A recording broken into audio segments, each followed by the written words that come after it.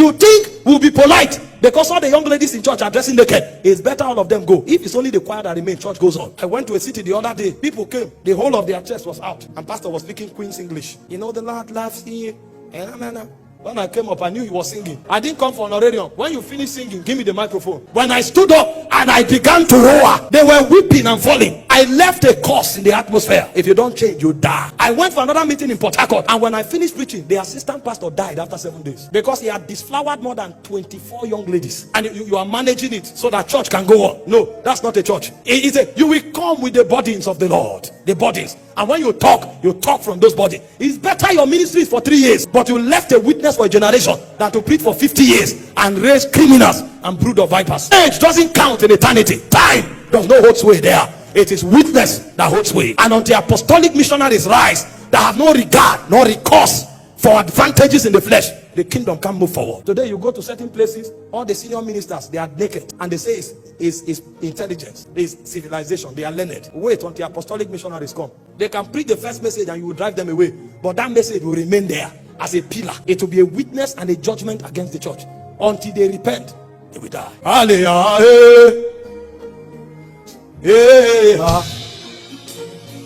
Hallelujah.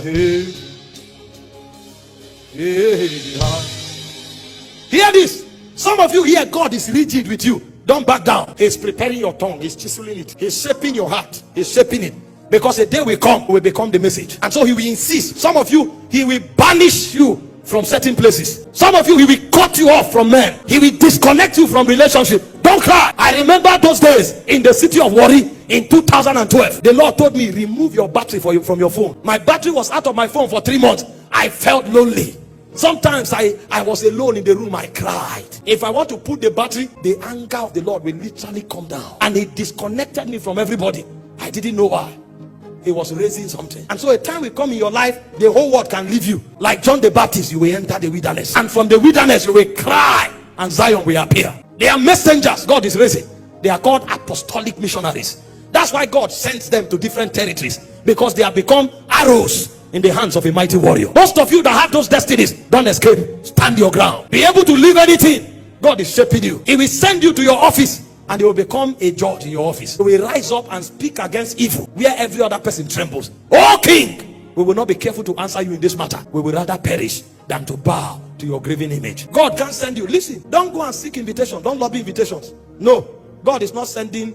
It's not opening doors to people. Forget all this garbage of open doors. Those are born out of self-preservation and flesh. God is sending arrows to different territories. When he raises you based on the kind of training he has given to you, he will send you to your own city. The same way Jonah was selected and sent to Nineveh. There are some of you that the training God gave to you equipped you to judge immorality and iniquity. For some of you, you are equipped to judge corruption in government. And so instead of lobbying for open door, wait for your time.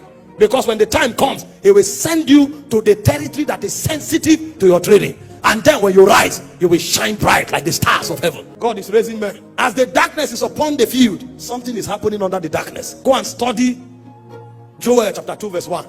When the darkness lifts, you will now discover the devil was not the only one walking. An army will rise. And some of them are apostolic missionaries, carrying the burden of the kingdom into different territory. And they are willing to die for it. Because this kind of thing we talk about today is not something you live for. It's actually something you die for. Because the kingdom rides on the blood of the martyrs.